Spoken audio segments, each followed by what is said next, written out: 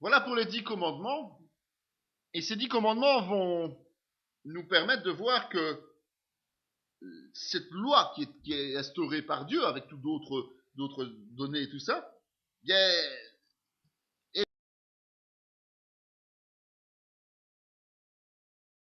dans la continuité d'aujourd'hui. Je reprends ce fameux Matthieu 5, 17, 18. Ne croyez pas que je sois venu pour abolir la loi et les prophètes. Je suis venu non pour abolir, mais pour accomplir, car je vous le dis en vérité, tant que le ciel et la terre ne passeront point, il ne disparaîtra pas de la loi un seul iota ou un seul trait de lettre, jusqu'à ce que tout soit arrivé. Celui donc qui supprimera l'un de ces plus petits commandements, et qui enseignera aux hommes à faire de même, sera appelé le plus petit dans le royaume des cieux, mais celui qui les observera et qui enseignera à les observer, celui-là sera appelé grand dans le royaume des cieux.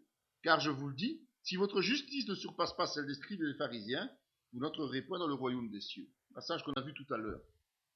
Mais ce passage, je réassiste dessus pour bien préciser que Jésus est très clair sur ce qu'il dit. La loi est d'application pour tout qui le suit. Évidemment, elle n'a plus la même portée que dans l'Ancien Testament,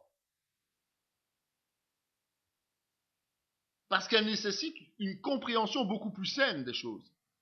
La loi sous l'Ancien Testament, c'est un peu comme aujourd'hui les lois de fonctionnement d'un pays. Tu ne peux pas franchir un passage à niveau quand la barrière est baissée, quand le feu est rouge. Voilà, tu ne peux pas le faire, tu le sais. Si tu le fais, ben, tant pis pour toi. Si le train t'écrase, tu ne vas pas pleurer, quoi. Voilà. Ici, on est au-delà de ça. Avant, c'était ça. Mais maintenant, ce n'est plus ça, évidemment.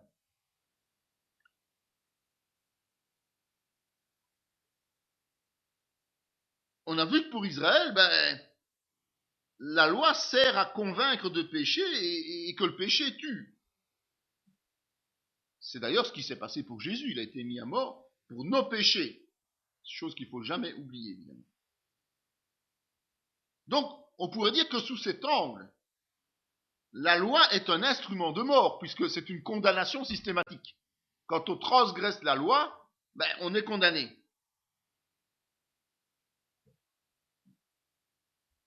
Dans Matthieu 15, il est dit, car c'est du cœur que viennent les mauvaises pensées, les meurtres, les adultères, les impudicités, les vols, les faux témoignages et calomnies. Et, comme je l'ai dit tout à l'heure déjà, l'origine de ces péchés, de cette mort, pardon, c'est le péché. Si on pêche, on est condamné à mort. Mais l'origine réelle de départ, c'est qui? C'est nous. Parce que c'est nous qui, au travers de nos pensées, de nos sentiments profonds, transgressons la loi. Il nous a rendus capables d'être ministres d'une nouvelle alliance, non de la lettre mais de l'esprit, car la lettre tue, mais l'esprit vivifie. C'est pour ça que je parle d'esprit de la loi. 2 Corinthiens 3,6. En fait, il faut un changement radical dans notre manière d'aborder les choses. C'est pour ça qu'on dit que le légalisme n'est pas bon. Le légalisme, c'est prendre la loi et l'appliquer tel qu'il est dit. Ah ben, je n'ai pas pris de fusil, je n'ai pas tiré sur lui, je ne l'ai pas tué, donc je n'ai pas transgressé la loi. Tu ne tueras point. Voilà. Ça, c'est vraiment la règle basique telle que les Israélites la vivaient. Nous, on doit voir autre chose, parce que nous sommes dans le cadre de la nouvelle alliance par le sang de Jésus-Christ. Donc nous avons une nouvelle naissance, une nouvelle nature, qui est le fruit de son sacrifice et du travail du Saint-Esprit. Donc nous ne devons plus voir les choses de manière légaliste, parce que si on faisait ça de la manière légaliste, on serait tout le temps trouvé pécheur. On est bien d'accord, on n'est pas parfait. Mais selon l'Esprit, l'Esprit qui donne la vie, évidemment, la vie éternelle, parce que nous sommes passés par la repentance et par le pardon, reçu gratuitement. Les Juifs n'avaient pas ça à l'époque. Mais quel est le plus grand commandement de la loi? Jésus lui répondit, tu aimeras le Seigneur ton Dieu de tout ton cœur, de toute ton âme, de toute ta pensée. C'est le premier et le plus grand commandement. Et voici le second qui lui est semblable, tu aimeras ton prochain comme toi-même. De ces 2 commandements dépendent toute la loi et les prophètes. Les pharisiens étaient des légalistes. Et ils ont tenté de piéger Jésus. Parce qu'ils savaient clairement qu'on ne pouvait pas retirer le moindre article de la loi. Il savait très bien que Dieu avait dit, c'est comme ça, on ne peut rien ajouter, rien retrancher. Et donc, leur objectif, c'était de piéger Jésus en l'obligeant quelque part, soit à retrancher, soit à rajouter quelque chose. Mais la réponse de Jésus a été magistrale, évidemment. Parce que il a réussi à intégrer toute la loi de Moïse et les prophètes dans la grâce de Dieu, donc de lui donner la portée par la grâce de Dieu. Tout repose sur l'amour de Dieu et sur l'amour du prochain. C'est ça la grâce de Dieu. C'est cette grâce qui nous a donné la vie. Et donc, toute cette loi de Moïse repose sur le contexte de l'amour. Évidemment, quand on regarde ça avec un cœur différent, avec un cœur rempli d'amour, la loi n'a plus du tout la même portée légaliste, mais une portée justement qui doit nous amener à faire grandir les autres aussi à nos côtés, dans l'alliance que nous avons avec le Seigneur. Un des scribes qui les avait entendus discuter, sachant que Jésus avait bien répondu aux Sadducéens, s'approcha et lui demanda « Quel est le premier de tous les commandements ?» Jésus répondit « Voici le premier, écoute Israël, le Seigneur notre Dieu est l'unique Seigneur. Et tu aimeras le Seigneur ton Dieu de tout ton cœur, de toute ton âme, de toute ta pensée, de toute ta force. Voici le second, tu aimeras ton prochain comme toi-même. Il n'y a pas d'autre commandement plus grand que ceux-là. » Le scribe lui dit « Bien, maître, tu as dit avec vérité que Dieu est unique, et qu'il n'y a pas d'autre que lui, et que l'aimer de tout son cœur, de toute sa pensée, de toute son âme, de toute sa force, et aimer son prochain comme soi-même, c'est plus que tous les holocaustes et tous les sacrifices. » Jésus, voyant qu'il avait répondu avec intelligence, lui dit « Tu n'es pas loin du royaume de Dieu. » Et personne n'osa lui proposer des questions. C'est le même passage relaté dans Marc, alors que précédemment c'était dans Matthieu. Il y a un détail qui est important. C'est qu'on se rend compte que ce scribe, il a compris quelque chose. Il a au moins compris une partie de l'objectif final de la loi. Au-delà de la conviction du péché, la loi ne doit pas servir qu'à convaincre de péché. D'accord ? Et Jésus atteste du fait qu'il a compris. En fait, légaliste. Si nous sommes légalistes, eh bien on va se retrouver dans une situation où on va avoir besoin systématiquement de faire des actes style sacrificiel pour recevoir le pardon. Et cet acte sacrificiel, en fait, c'est comme si on sacrifiait chaque fois Jésus. Mais Jésus, il a été sacrifié une fois pour toutes. Une fois pour toutes. Jésus n'a pas à être sacrifié de nouveau. On est bien d'accord. Nous sommes dans une période de grâce et plus sous la loi en tant que telle. Et donc, s'il y a du légalisme, il y a des sacrifices. S'il n'y a pas de légalisme, il n'y a aucune raison d'avoir le rite sacrificiel. On va en revenir à l'Église catholique. La messe est en fait un rituel sacrificiel. Et pourquoi ? Parce que l'Église catholique a instauré des règles qui sont des règles légalistes. Si tu n'agis pas bien, tu n'iras pas au paradis. Si tu ne payes pas des indulgences, tu ne seras pas pardonné. Ça, ce sont des gestes légalistes. Ce sont des règles qui sont ajoutées à la grâce de Dieu. Et donc, ça veut dire qu'on est obligé à chaque messe de faire un nouveau sacrifice quelque part. D'ailleurs, le prêtre est le sacrificateur. Même si c'est, si c'est pas quelque chose de visible où on sacrifie encore des animaux, soyons d'accord. Mais c'est un sacrifice dit spirituel. Mais c'est quand même un rite sacrificiel. Donc attention, nous, de ne pas tomber dans le même piège. Parce que aussi dans les églises évangéliques, il y a des situations qui sont plutôt sacrificielles. Ah oui, mais si tu ne donnes pas assez, c'est normal que tu ne guérisses pas, tu ne donnes pas assez d'argent. C'est un sacrifice, C'est un rite sacrificiel. Si tu dois donner pour recevoir une guérison, si tu dois donner pour recevoir de l'argent, si tu dois donner pour être béni, c'est de nouveau sacrificiel. Par contre, si tu donnes de ton propre cœur, sans qu'on doive te presser pour que tu donnes, là, effectivement, tu seras béni. Là, tu vas prospérer. Là, le Seigneur va te donner ce dont tu as besoin. Pas ce que tu as nécessairement envie, mais ce dont tu as besoin. Si j'aime Dieu, puisqu'on parle de l'amour, si sincèrement j'aime Dieu, je n'ai aucune raison de me tourner vers des idoles. Pourquoi je me tournerais vers des idoles? Allez, entre nous. Si j'aime mon conjoint, je ne vois pas pourquoi j'irai voir une autre femme. Ou alors c'est que je ne l'aime pas. C'est pas plus compliqué. Non? C'est comme ça que ça fonctionne. Sinon, ça peut pas tenir. Si j'aime Dieu, ben, je ne vais pas utiliser son nom en vain, hein, puisque je vais le respecter. Puisque je sais que ça va l'attrister. Si j'aime Dieu, je ne vais pas le provoquer en commettant des péchés volontaires, hein, puisque je sais que ça ne lui plaît pas. Savoir ce qu'on veut, quoi. Donc si j'aime Dieu, automatiquement je prends une dimension qui n'a pas besoin de rite sacrificiel, mais c'est clair que je sais que si je commets une erreur, eh bien j'ai une voie pour être pardonné. C'est plus du tout du légalisme, ça. C'est de l'obéissance volontaire. Je m'engage personnellement à obéir à Dieu, sans qu'il doive mettre des limites permanentes.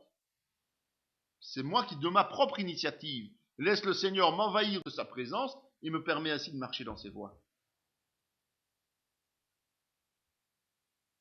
Dans Luc, on a quelque chose d'un peu semblable. Je vais vous lire un extrait. Un docteur de la loi se leva et dit à Jésus pour l'éprouver, « Maître, que dois-je faire pour hériter de la vie éternelle ?» Jésus lui dit, « Qu'est-il écrit dans la loi?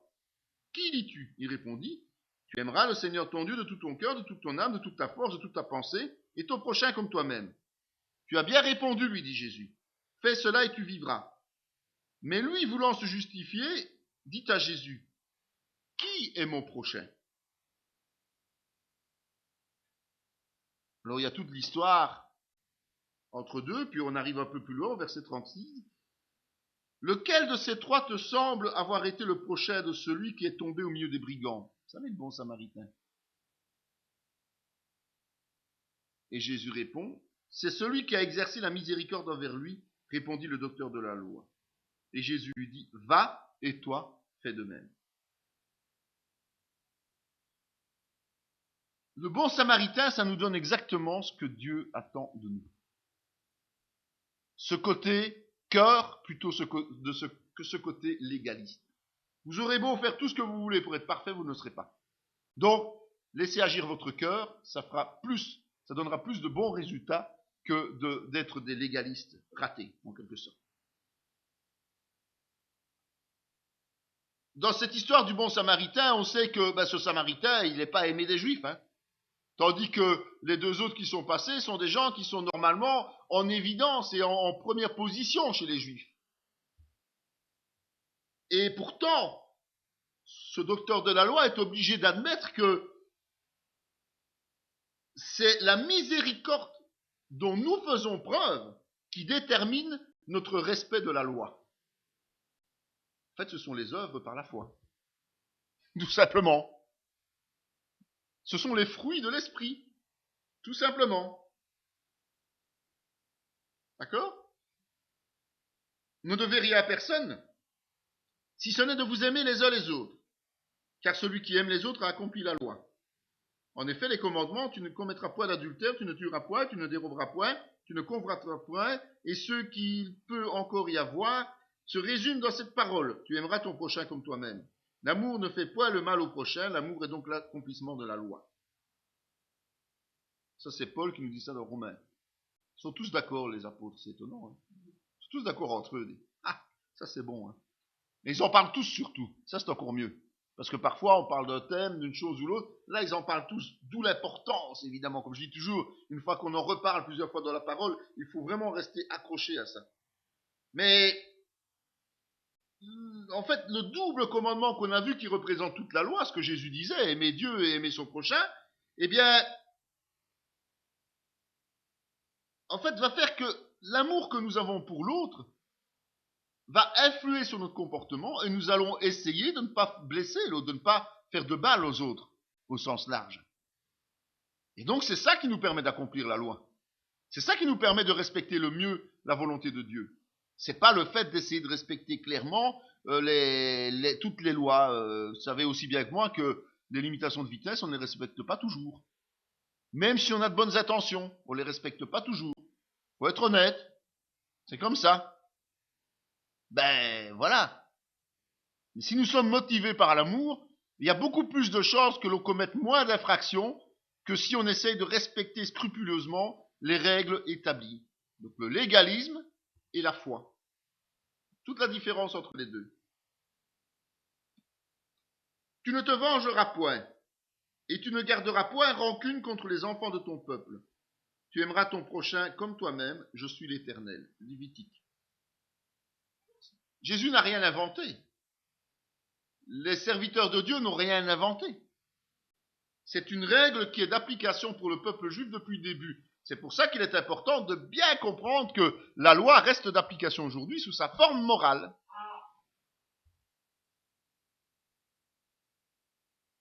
Et sincèrement, on peut quand même pas nier que Dieu, Père et Fils, a appliqué lui-même cette loi. Puisqu'il a mis le comble de son amour pour le monde, en s'offrant pour le sacrifice suprême.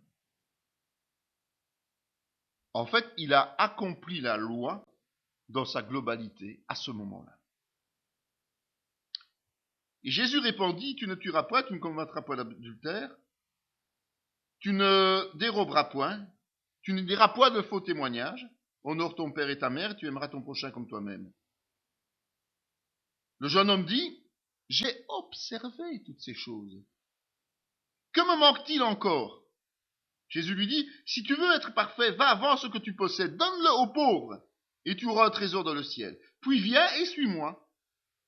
Après avoir entendu ces paroles, le jeune homme s'en alla tout triste, car il avait de grands biens. Jésus dit à ses disciples, je vous le dis en vérité, un riche entrera difficilement dans le royaume des cieux. Et je vous le dis encore, il est plus facile à un chameau de passer par le trou d'une aiguille qu'à un riche d'entrer dans le royaume de Dieu.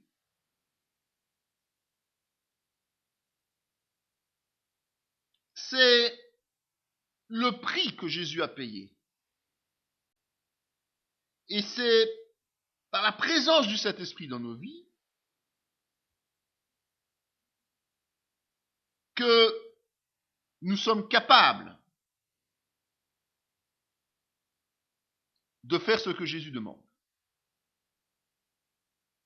C'est-à-dire de tout abandonner pour le suivre.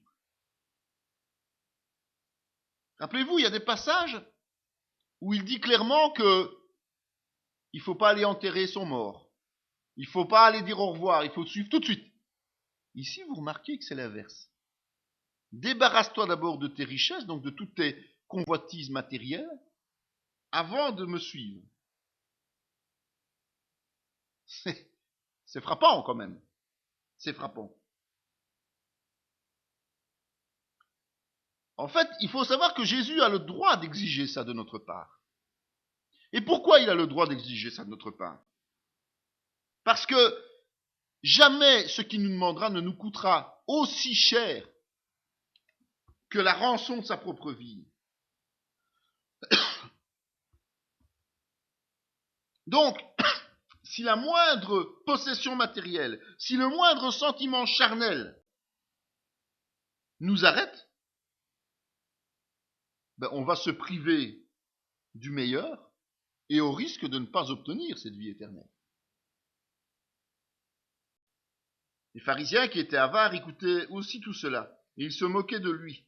Jésus leur dit, vous cherchez à paraître juste devant les hommes, mais Dieu connaît vos cœurs. Car ce qui est élevé parmi les hommes est une abomination devant Dieu. La loi et les prophètes ont subsisté jusqu'à Jean. Depuis lors, le royaume de Dieu est annoncé et chacun use de violence pour y entrer.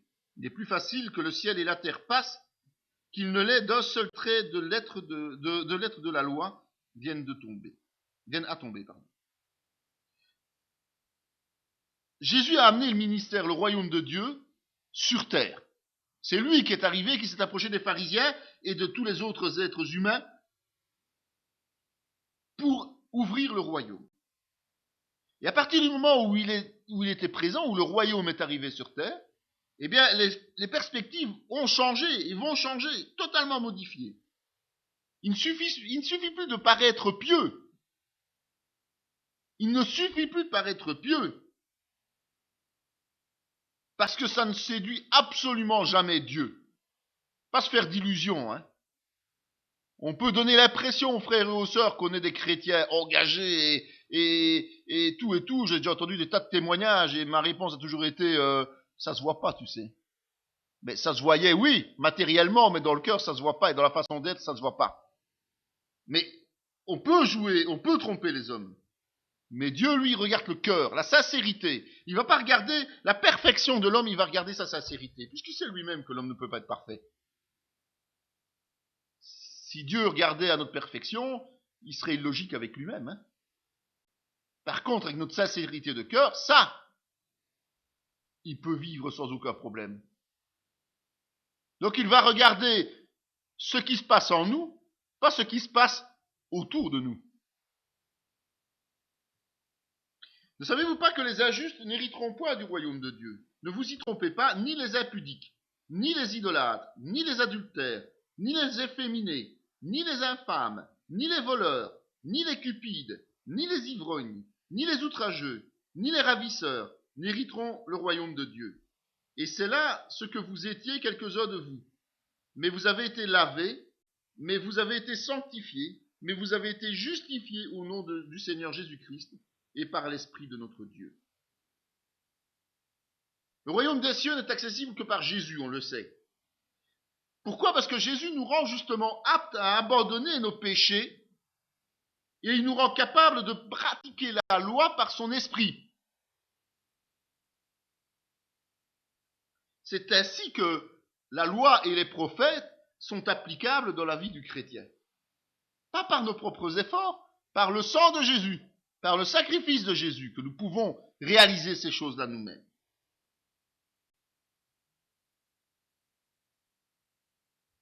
Il n'y a donc maintenant aucune condamnation pour ceux qui sont en Jésus-Christ. En effet, la loi de l'esprit de vie en Jésus-Christ m'a affranchi de la loi du péché et de la mort. Car chose impossible à lui, parce que la chair le rendait sans force, Dieu a condamné le péché dans la chair, en envoyant à cause du péché son propre Fils dans une chair semblable à celle du péché.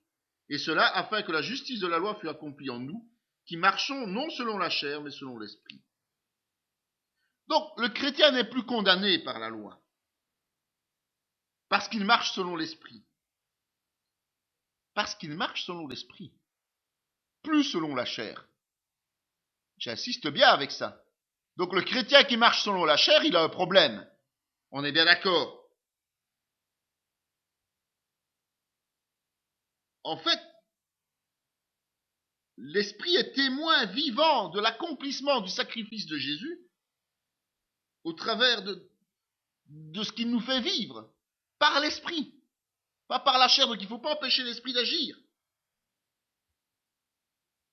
Donc ça veut dire que si je suis enfin capable d'accomplir et de respecter la loi, ce n'est pas par mes propres forces, mais grâce au Saint-Esprit qui a changé ma vie, mon mode de pensée, mes désirs et mes actes. Donc attention qu'il faut être attentif à ce concept-là. Ce n'est pas par des efforts humains, et c'est ça le problème du chrétien charnel, c'est qu'il croit qu'il va pouvoir changer parce qu'il fait ses propres efforts.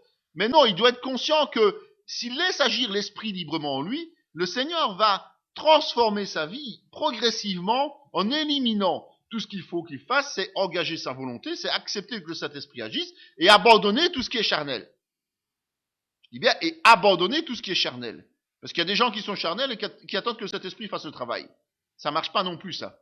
C'est une réflexion charnelle entre nous. Donc, abandonner ce qui est charnel, tout ce qui nous empêche de nous approcher de Jésus, dans notre vie de chrétien. Donc si nous avons une passion, il faut l'abandonner, la passion. Si c'est l'argent, il faut abandonner cet argent. Si quelque chose nous bloque, il faut abandonner ces choses. Mais à côté de ça, il faut laisser aussi l'esprit agir. Et à partir de là, c'est lui qui va nous permettre de grandir, d'être de plus en plus conforme à la loi. Puisqu'en fait, la loi ne change pas, elle est immuable. Ça va nous amener à la vraie repentance. Tiens, parce qu'il y a une fausse, peut-être bien, tiens. En fait, il est intéressant de faire une sorte de résumé maintenant pour comprendre ce qu'est la vraie repentance. Parce que, comme je vous l'ai déjà expliqué, s'il n'y a pas repentance, il n'y a pas conversion. S'il n'y a pas repentance, il n'y a pas pardon. Et parfois, c'est intéressant de voir dans le sens inverse. C'est-à-dire, qu'est-ce que ce n'est pas la repentance?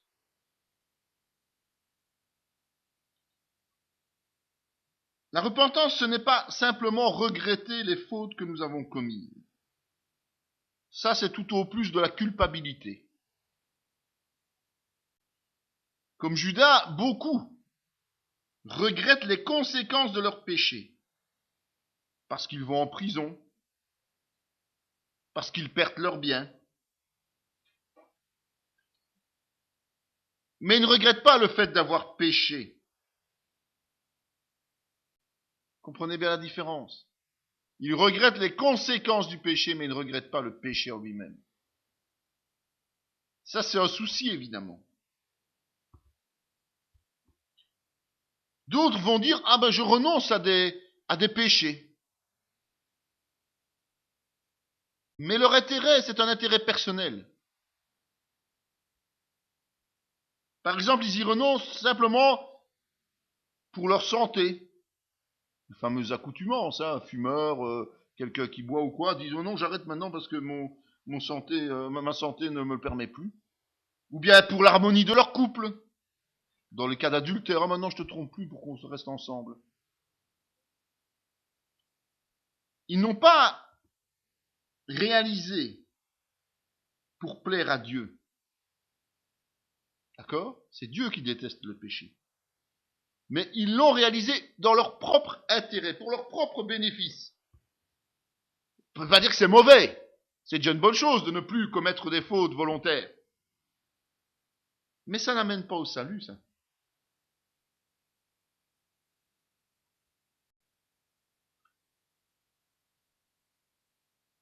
Et puis, il y a deux types de tristesse. Quoique je vous ai attristé par ma lettre, je ne m'en repens pas.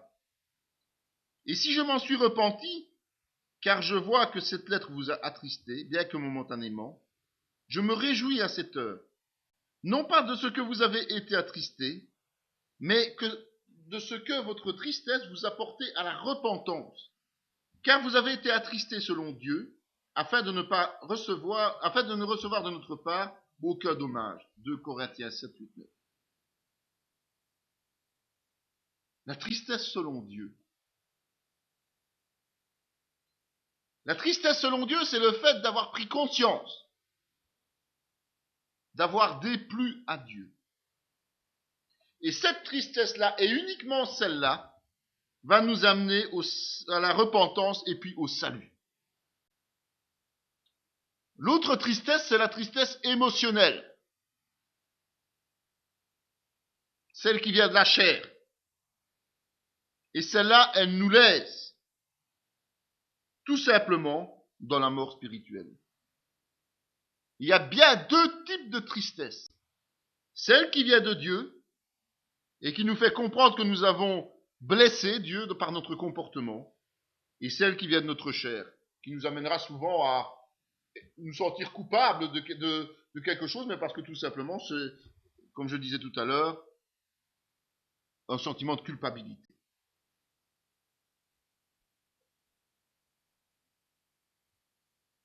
C'est ce qui explique parfois l'engouement que certaines personnes ont.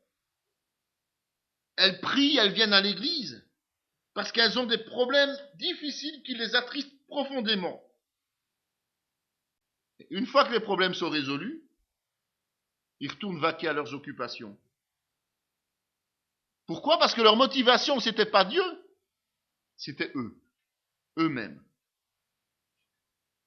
Ça, c'est la tristesse selon le monde. Et pour eux, Dieu n'est qu'une solution temporaire. Vous avez déjà vu ça, hein? Des gens qui viennent avec un poids incroyable, ils sont libérés, et hop là, ils repartent. Vous ne les voyez plus, vous n'entendez plus parler d'eux. Tout simplement, ils ne pensent qu'à eux. Ce sont des égoïstes, hein? Ce sont des égoïstes.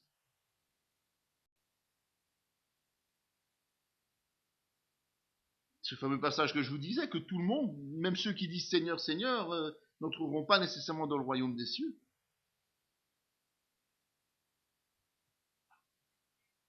Nous devons absolument, lorsque nous sommes face à quelqu'un qui vient comme ça, avec un poids, qui cherche une solution, nous devons absolument lui expliquer ce qu'est la tristesse selon Dieu. Expliquer ce qu'est la tristesse qui va produire les œuvres bonnes, les œuvres de la foi. Vous savez, souvent, vous avez des gens qui commencent à pleurer, alors vous en avez d'autres qui « Oh, qu'est-ce qui te prend, qu'est-ce qui te prend ?» Eh bien, c'est la pire des bêtises que vous pouvez faire en tant que chrétien. Consoler quelqu'un qui pleure. Alors que le Saint-Esprit le persuade qu'il est dans l'erreur, il pleure parce qu'il se rend compte qu'il a blessé Dieu, et vous avez un chrétien charnel toujours, évidemment, qui va venir le prendre dans ses bras, non mais ne pleure pas, ça va aller, ça va aller. Mais non, ça va pas, justement. Laisse-le garder cette culpabilité, c'est cette tristesse profonde qui va l'amener au salut. Sinon tu vas l'empêcher justement d'aller au salut. Parce que la solution, c'est pas Dieu, ce sera toi. Des gens qui ont l'air bien gentils là, avec les autres, mais qui ne font que les pires bêtises du monde. Simplement parce qu'eux-mêmes sont charnels et qu'ils ne sont pas capables de comprendre cette différence. En fait, ça ne sert à rien de consoler aujourd'hui quelqu'un qui demain brûlera en enfer entre nous. Hein. Ou alors vous allez le consoler en enfer avec lui. Hein. Moins partant, hein. Mais moins positif, là. Logique, quoi.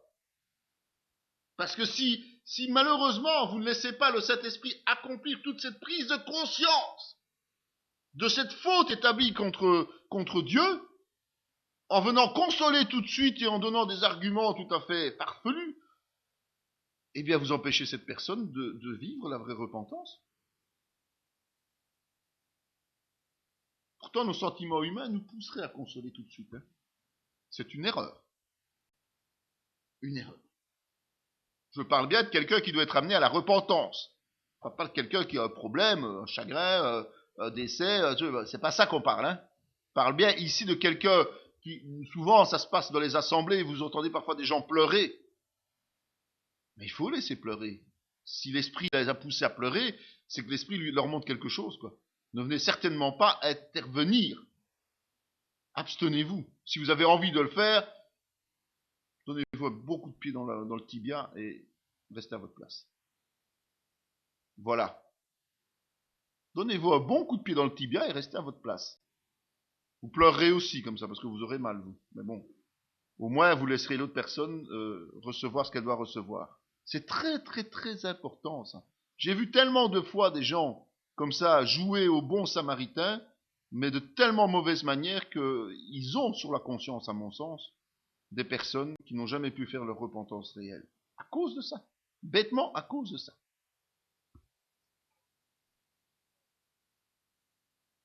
La vraie repentance, c'est quoi en fait? Puisqu'on a parlé de la fausse, on a parlé de la tristesse, mais la vraie repentance, c'est l'acte de renoncer à nos propres aspirations. Dans Matthieu 16, il dit, alors Jésus dit à ses disciples, si quelqu'un veut venir à moi, qu'il renonce à lui-même, qu'il se charge de sa croix et qu'il me suive. Car celui qui voudra sauver sa vie la perdra, mais celui qui la perdra à cause de moi la trouvera. Et dans Luc 5, après cela, Jésus sortit, il vit un publicain nommé Lévi assis au milieu des péages, et il lui dit, suis-moi. Et laissant tout, il se leva et le suivit. Lévi, c'est notre ami Matthieu, qui nous a laissé un super évangile. En fait, la repentance doit produire absolument un changement radical dans l'esprit et dans le cœur. Nous choisissons de rejeter et de renoncer à tous les péchés connus. Nous abandonnons notre droit de vivre notre vie indépendamment de Dieu. Et nous décidons de suivre Jésus. Ça s'appelle renoncer à soi-même. Il n'y a plus que Dieu qui guide nos vies.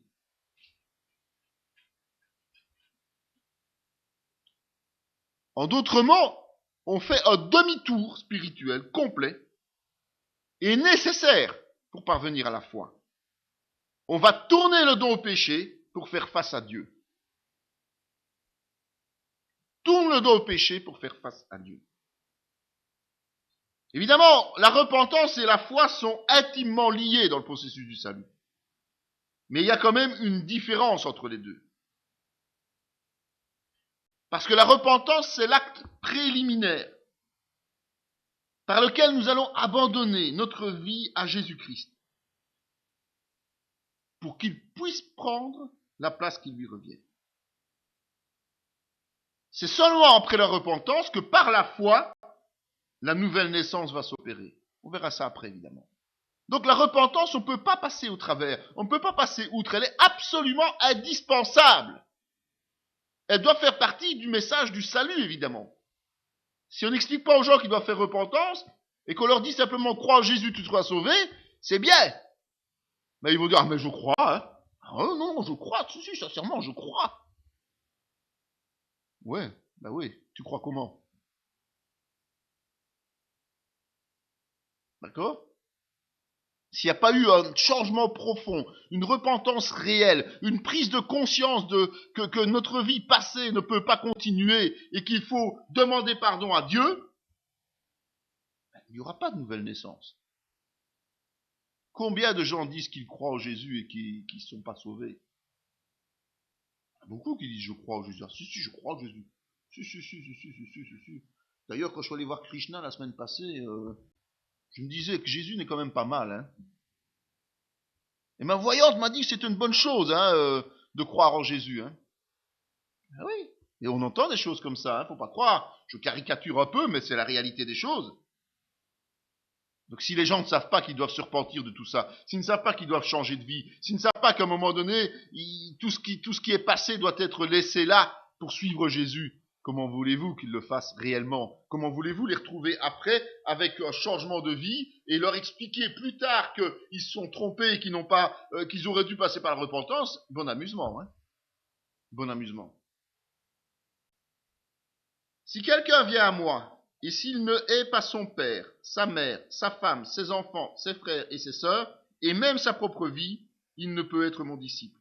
Et quiconque ne porte pas sa croix et ne me suit pas, ne peut être mon disciple. En fait, renoncer à soi-même, c'est mettre la priorité pour Jésus. Même par rapport à nos proches. Ce que Jésus dit là, il ne dit pas qu'il faut jeter tout le monde par la fenêtre. Hein. Surtout si on est au 10e étage. Ça peut faire mal. Mais ce qu'il nous dit là, c'est qu'il ne peut accepter que l'on place quelqu'un ou quelque chose d'autre avant lui. Ça, c'est bien clair.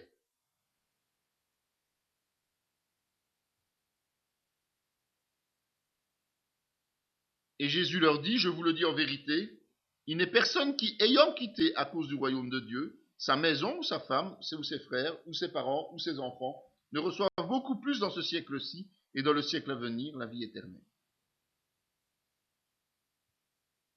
En fait, laisser d'autres personnes ou d'autres choses, quand je dis les choses, ça peut être le hobby, ça peut être le travail, ça peut être des dépendances, se placer entre Jésus et nous, c'est tout simplement perdre le bénéfice de notre conversion. Et c'est de perdre le bénéfice des promesses de bénédiction et terrestres et célestes. Alors en bonne intelligence, on peut dire qu'on parle à des gens intelligents ici, puisqu'elle est renouvelée notre intelligence. D'accord? En bonne intelligence, on va aimer notre prochain dans la foulée de notre amour pour Dieu, et pas l'inverse. Hein. On va aimer notre prochain dans la foulée de l'amour pour Dieu. Pas l'inverse. On aime d'abord Dieu avant notre prochain.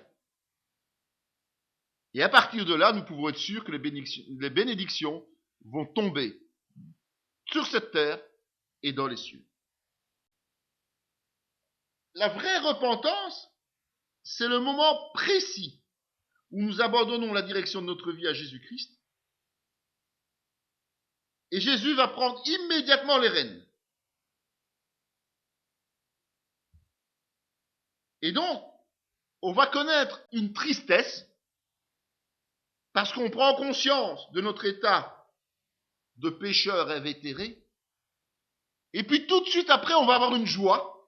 C'est ça qui est bien avec Dieu. La joie de savoir que nous sommes tombés dans les meilleures mains qui puissent exister, celles de Dieu. Donc la tristesse, elle n'est pas à long terme, hein. C'est une tristesse ponctuelle. C'est pour ça que je dis, si vous voyez quelqu'un commencer à fondre en larmes dans l'église, laissez-le. Ça va pas durer des heures. Ça va durer quelques instants, quelques minutes peut-être. Mais après, c'est la joie qui va l'envahir. Parce que le pardon aurait été octroyé et que la nouvelle vie va commencer.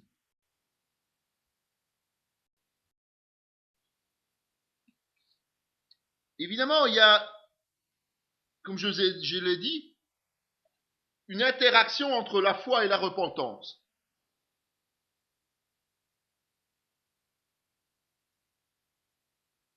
On va voir vraiment ce qu'est cette interaction. C'est pourquoi, laissant les éléments de la parole de Christ, tendons à ce qui est parfait, sans poser de nouveau le fondement du renoncement aux œuvres mortes, de la foi en Dieu, de la doctrine des baptêmes, de l'imposition des mains, de la résurrection des morts et du jugement éternel. En fait, dans la traduction Louis II 1910 que nous avons ici, il y a un détail de première importance qui a été omis par rapport au texte grec. C'est lorsqu'il dit le renoncement aux œuvres mortes, de la foi en Dieu. En réalité, il y a un petit mot entre les deux. Le mot kai. Pas l'oiseau, hein. Pas le kai. K-A-I. Ça veut dire et. Ou aussi, mais dans d'autres traductions, dans d'autres circonstances. Mais ici, c'est et. Les œuvres mortes et la foi en Dieu. Les autres principes sont tous séparés par une virgule. Il n'y a pas de lien, de liaison. Donc c'est l'importance. Quand on dit qu'il y a un lien direct entre la foi et la repentance, même dans le texte grec d'origine, il y a ce lien particulier dans la base des points doctrinaux qu'il faut connaître une fois pour toutes et qu'il ne faut pas toujours discuter dessus et ergoter dessus. Mais la repentance des œuvres mortes, le renoncement aux œuvres mortes ou la repentance, c'est la même chose, et la foi en Dieu font un en quelque sorte. Ils sont complémentaires.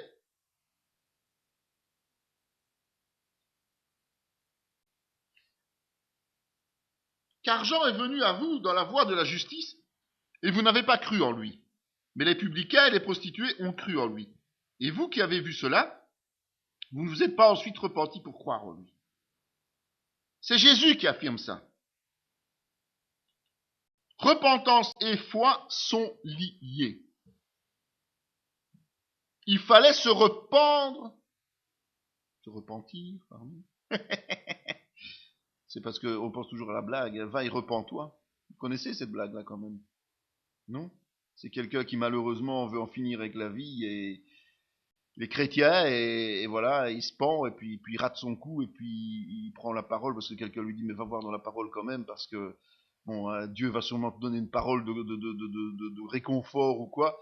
Il prend sa Bible, il l'ouvre et il est écrit va et repens-toi. Alors voilà. Excusez-moi, mais ça veut dire que tout est lié. Hein. J'en étais à la foi et la repentance. Mais Pierre leur dit, repentez-vous, et que chacun de vous soit baptisé au nom de Jésus-Christ pour le pardon de vos péchés, et vous recevrez le don du Saint-Esprit. En fait, Pierre fait quasiment un amalgame entre la repentance et la foi. En effet, selon lui, les deux vont de pair. Il est impossible de se repentir si si après il n'y a pas la foi en Dieu? Donc c'est tellement logique. Celui qui va faire repentance, ben, Dieu va activer sa foi. Hein.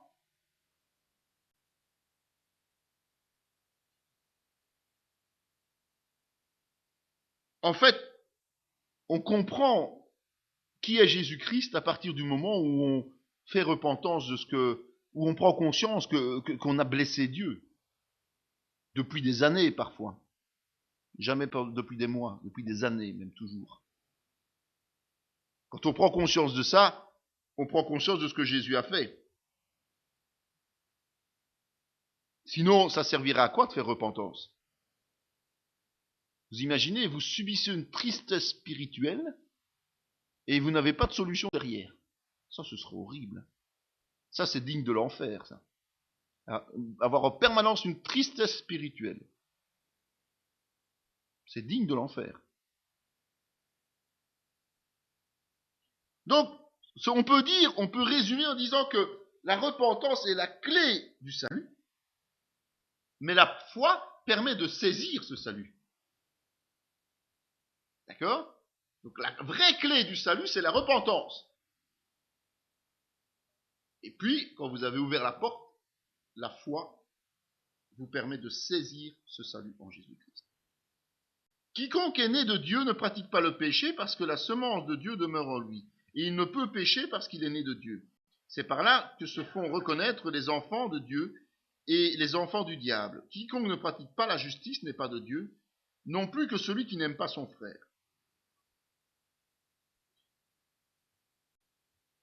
En fait, c'est l'effet inverse quelque part.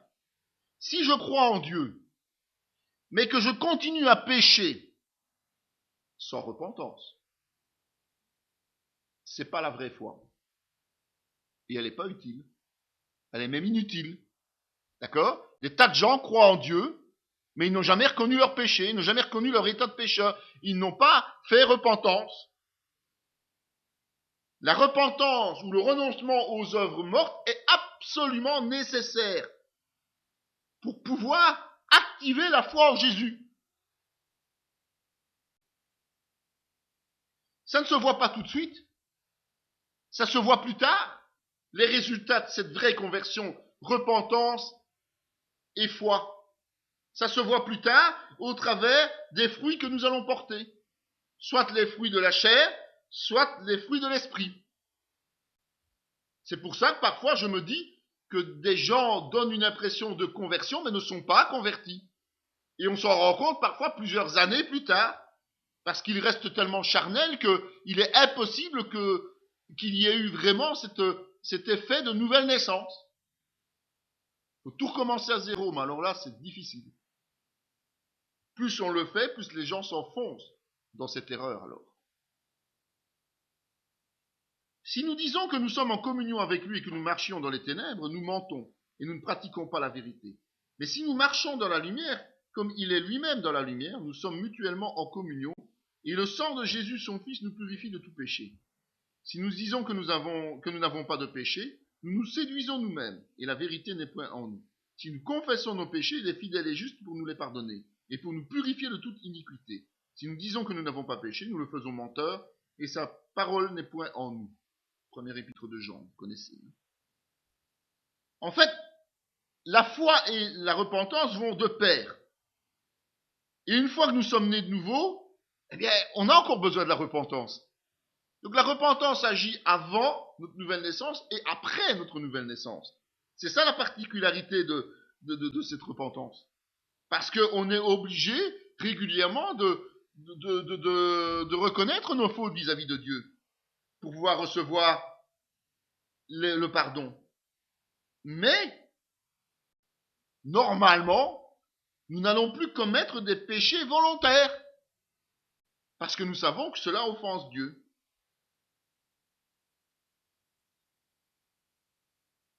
En fait, la foi en Dieu, elle est active dans le processus de repentance.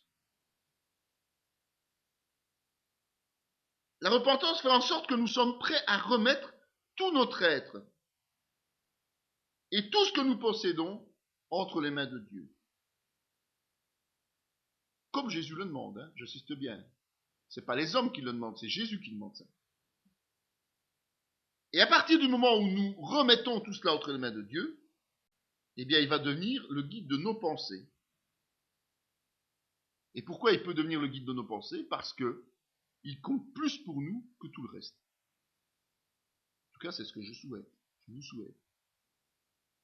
Jésus s'étant approché de lui, leur parla ainsi. Tout pouvoir m'a été donné dans le ciel et sur la terre. Allez, faites de toutes les nations des disciples, les baptisant au nom du Père, du Fils et du Saint-Esprit, et enseignez-leur à observer tout ce que je vous ai prescrit. Et voici, je suis avec vous tous les jours jusqu'à la fin du monde. Avoir la foi, c'est accepter que Dieu est souverain dans nos vies, après avoir fait la repentance. C'est seulement à ce moment-là qu'on peut s'appeler disciple de Jésus. C'est seulement à ce moment-là qu'on peut s'appeler disciple de Jésus. D'accord? C'est ça le lien entre la... Cette vidéo fait partie intégrante de la formation en théologie pratique dispensée par la mission de théologie Emmanuel de Parakou, Bénin, sous l'autorité académique du Centre chrétien Emmanuel SBL, Spa, Belgique. Pour mieux connaître nos activités, voici nos différentes adresses.